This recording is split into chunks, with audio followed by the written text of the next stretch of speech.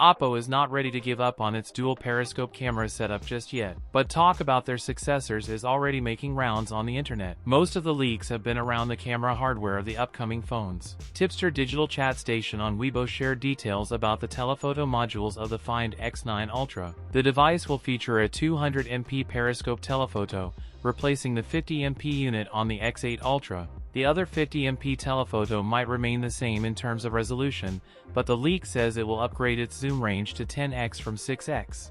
A 50MP ultrawide, the Find X9 Ultra has a 6.82-inch flat OLED screen with 2K plus resolution and 120Hz refresh rate, powered by a powerful Snapdragon 8 Elite Gen 5 and 16GB of LPDDR5X RAM, running ColorOS 16 based on Android 16. OPPO Find X9 Ultra tipped to pack a 7000 mAh dual-cell battery with 100W wired and 50W wireless charging, while the Find X9s and Find X9 Ultra could launch in early 2026. That's it for today's video. If you enjoyed it, don't forget to like, comment, and subscribe for more content. Thanks for watching, and I'll see you in the next one.